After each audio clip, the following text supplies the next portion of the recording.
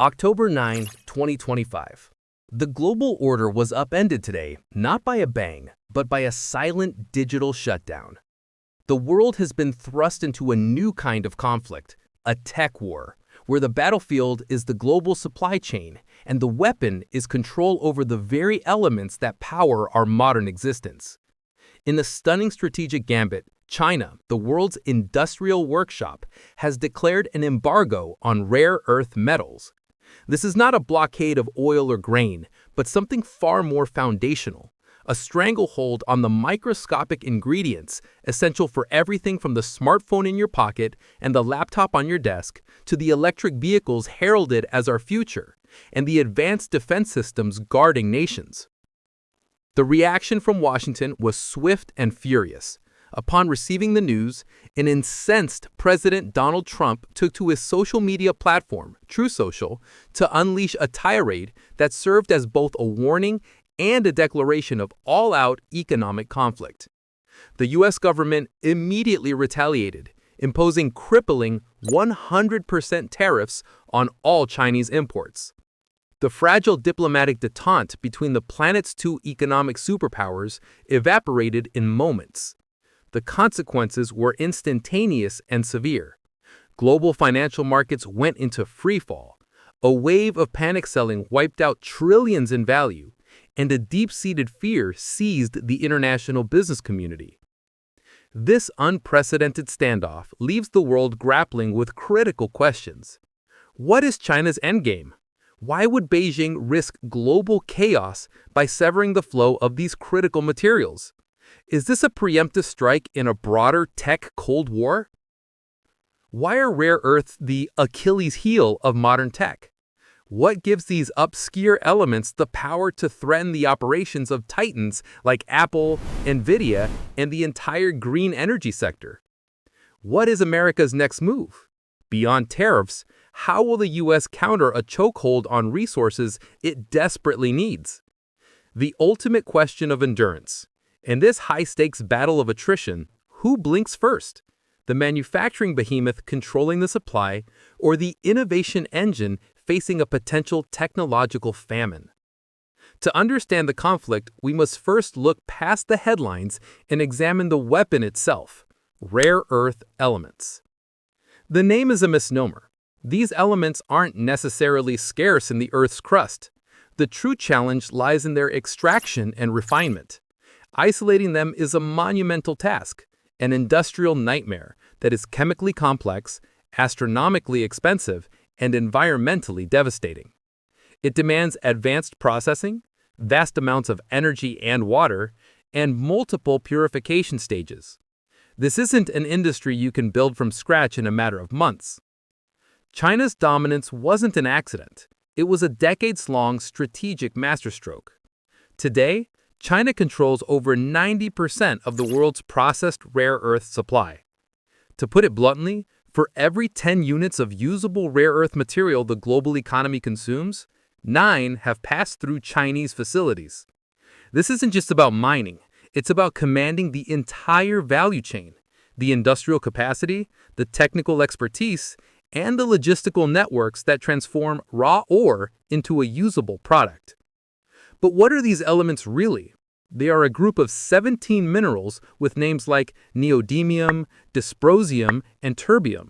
They are the unsung heroes and the secret enablers of modern life. They create the incredibly strong and lightweight magnets essential for electric vehicle motors and wind turbines. They are critical for the performance of everything from the speakers in your smartphone and the colors on your screen to the fiber optic cables and advanced medical imaging machines. Their role becomes truly strategic in two high-stakes domains: artificial intelligence and national defense. Artificial intelligence chips, the advanced semiconductors designed by companies like NVIDIA, rely on rare earths for their thermal and magnetic properties, allowing them to run efficiently without overheating. Military tech, precision-guided missiles, advanced radar systems, and stealth fighter jets all depend on the unique electromagnetic capabilities that only rare earth elements can provide. The paradox is stark.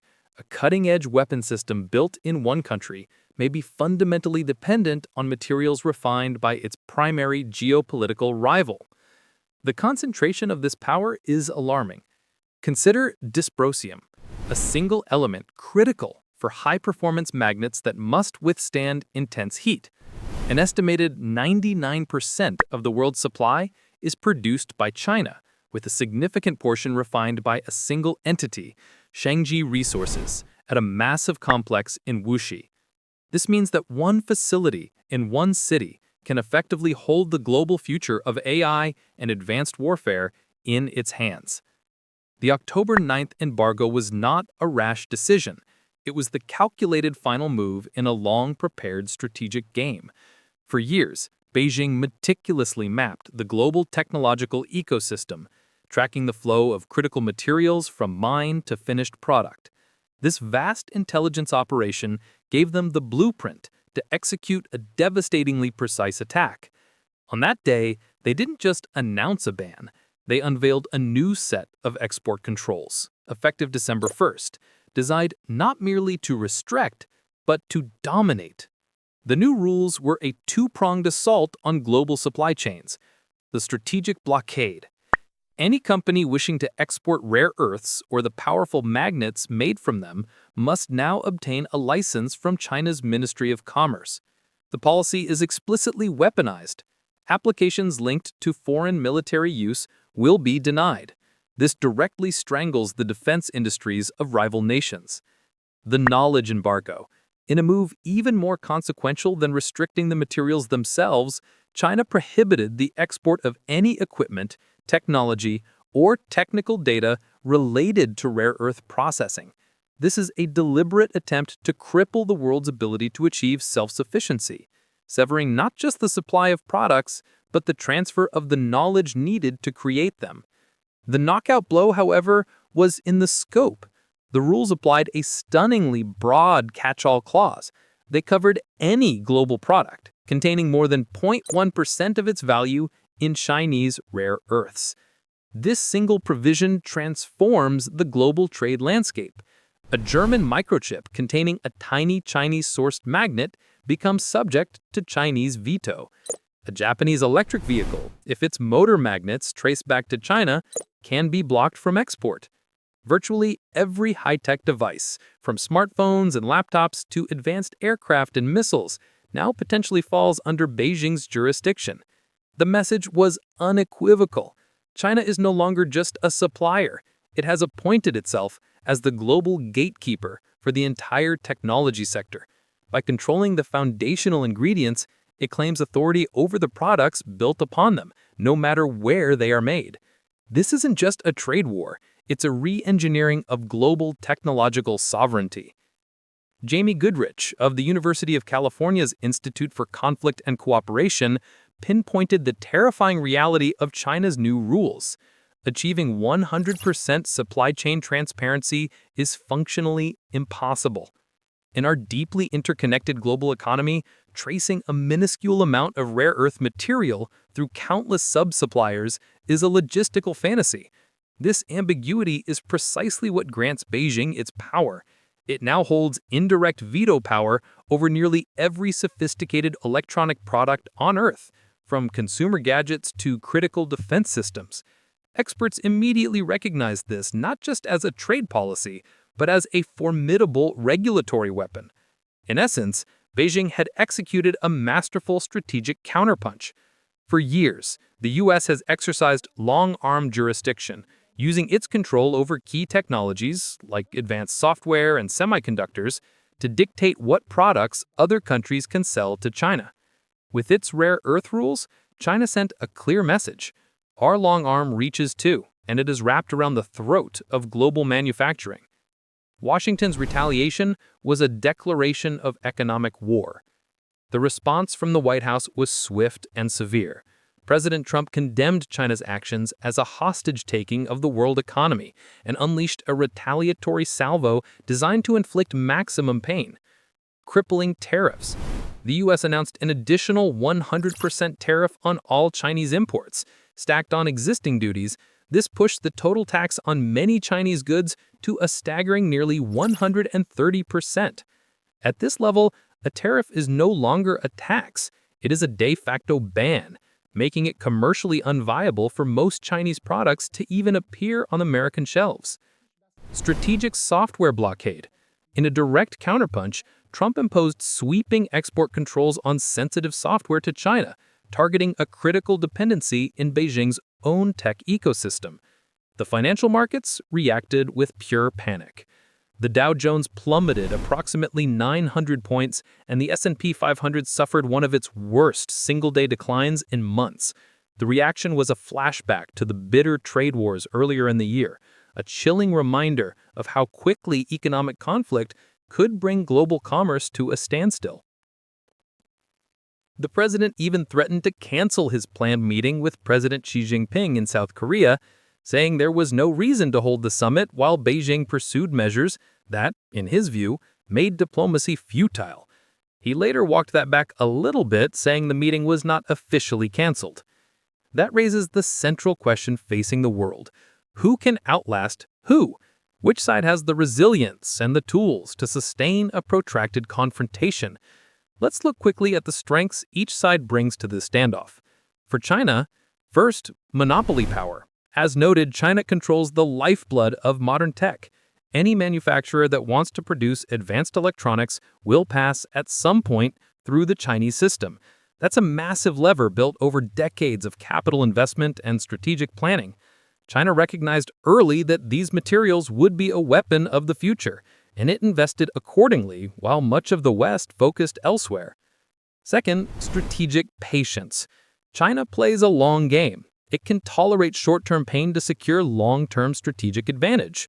Jonathan Zahn, a China specialist and fellow at the Brookings Adjacent Institute, argues China emerged from earlier rounds of escalation convinced it could absorb more pain than the U.S., and the events of early 2025 reinforced that perception.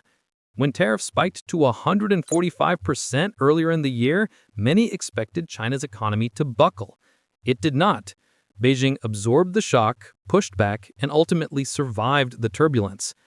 A third pillar of China's strength is its scale of market. China is not only the factory of the world, it is a colossal consumer market. With roughly 1.4 billion people and a rising middle class, China remains an indispensable source of revenue for many multinational firms. Companies like Apple and other U.S. corporates rely heavily on Chinese consumers for a large share of their profits. Apple, for example, sells roughly a quarter of its global output inside China. Imagine then what would happen if Beijing decided to make life difficult for Apple, or worse, to suspend its operations outright. Such a move could devastate its company's profits. Qualcomm, too, relies heavily on the Chinese market through its sales to local electronics and smartphone manufacturers, and Beijing has already started using that leverage. Recently, Chinese regulators opened an antitrust investigation into Qualcomm over its proposed acquisition of the Israeli semiconductor firm Autotalks, claiming potential violations of Chinese competition law, a clear signal that China is prepared to use its legal and regulatory power as an economic weapon. A fourth pillar of China's strength is its network of partners and dependents. True, Beijing doesn't command an alliance structure as strong as Washington's, but across Asia, Africa, and Latin America, many nations are economically intertwined with China and unwilling to jeopardize those ties. These countries could serve as alternative markets for Chinese exports if U.S. access closes, softening the blow of any American sanctions or tariffs. On the American side, the advantages begin with technological supremacy. The U.S. still leads the world in advanced semiconductor design and software innovation. Companies like NVIDIA, Intel, and AMD remain the global pioneers in chip architecture, and the American tech ecosystem, from operating systems to AI frameworks, continues to underpin nearly all modern computing. This remains one of Washington's most potent tools. A second American strength lies in the potential for alternatives. While it's true that building new rare earth processing facilities takes time, often up to 3 years before reaching full production, it's far from impossible for the U.S. to reduce its dependence. The United States has already begun investing in domestic mining and refining companies like MP Materials and Trilogy Metals. In July 2025, the Trump administration announced plans to take direct equity stakes in those companies, signaling major government backing. Experts believe that, with sustained investment, China's monopoly might not last forever. Other nations, including Australia and Canada, both rich in untapped rare earth reserves, could eventually become viable suppliers once proper infrastructure is in place. A critical advantage for the United States lies in its network of powerful alliances. America does not stand alone in this economic confrontation. Key global powers, including the European Union, Japan, and South Korea, have united in their alarm over Beijing's export restrictions. The EU has publicly urged China to uphold its role as a responsible stakeholder in the global economy. Meanwhile, nations like Japan and South Korea, whose high-tech industries are directly in the crosshairs, have taken proactive measures. South Korea, for example, conducted massive strategic purchases of dysprosium in early 2025, building a buffer against exactly this kind of crisis. This collective pressure creates a formidable international front that could force Beijing to the negotiating table.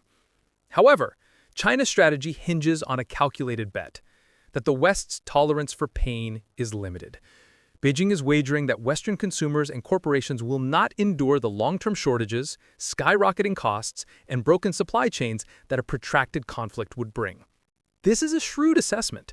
The global economy is now critically dependent on the artificial intelligence sector. According to the World Trade Organization's 2025 outlook, nearly half of all global trade growth is driven by AI-related goods, from advanced chips to data servers. If this engine sputters due to a rare earth shortage, the entire world could be pushed toward recession.